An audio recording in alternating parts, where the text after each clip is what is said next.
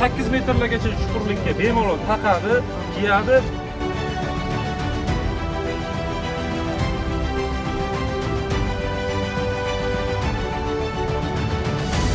Tushundingizmi? Kichkinagina. Lektoratdan keladigan ariqchi qilgan, kirdi o'zi to'lib boradi. Tushundingizmi? Istolgan. Shuni tozalab oladi, bo'ldi, keyin ikkinchisiga o'tadi.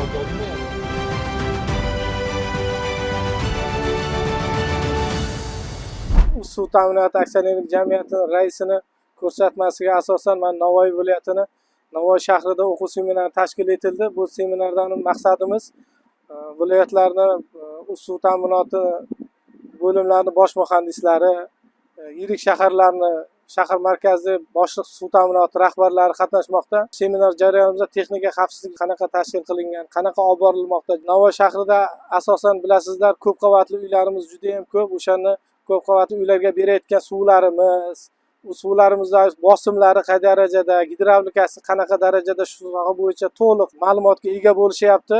Ular borib ishlarni davom ettiradi. Bu seminarimiz bu birinchisi emas. Xudo xolasa boshqa viloyatlarda ham tashkil qilishni rejalashtirganmiz.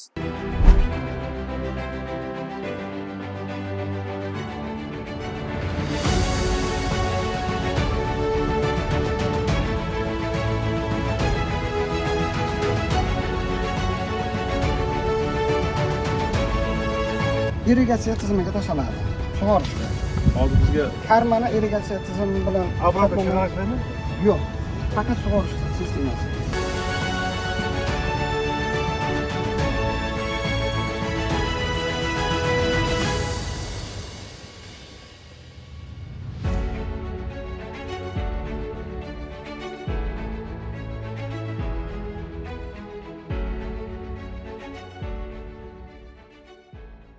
Bugungi seminar Navoiy viloyatida o'tkazildi.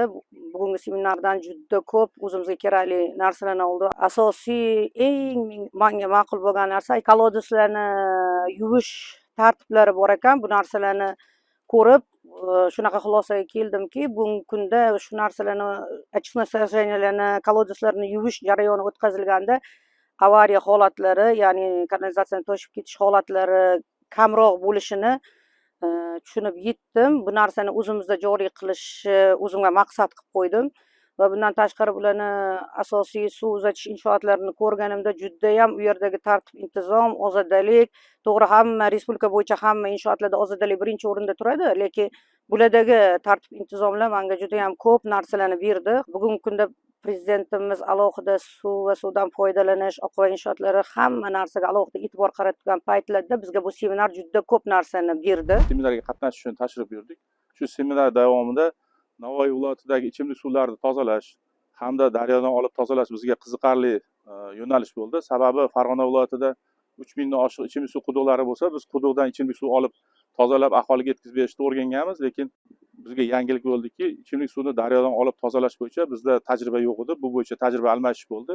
Bu seminar jarayonida hamda ichimlik suv kanalizatsiya tizimlaridagi mukammal ta'mirlash, joriy ta'mirlash hamda uni rejaviy tashkil etib xizmat ko'rsatish yo'nalishi bo'yicha bizga amaliy mashg'ulotlarni ko'rsatib berishdi. Yana ham o'zimizni bilimlarimizni mustahkamlab, kelajakda o'zimizni viloyatimizga borib shu ishlarni tashkillab hamda bu jarayonda ko'proq ko'rdikki, ichimlik suvdagi chilangarlar o'z vazifasini sidq tildan bajarilishi, hujjatlar asosida texnika xavfsizligiga rioya qilishi, koloslarda ichida ishlash jarayonida bir-birini birin-ketin almashtirib, mashina mexanizmlaridan to'g'ri foydalanish yo'lga qo'yilganligini o'rgandik hamda qo'shimcha o'zimizga ham hujjatlar asosida o'rganib chiqqanimizda qo'shimcha hujjatlar yana tashkillab mukammal bilim orttirishga erishildi.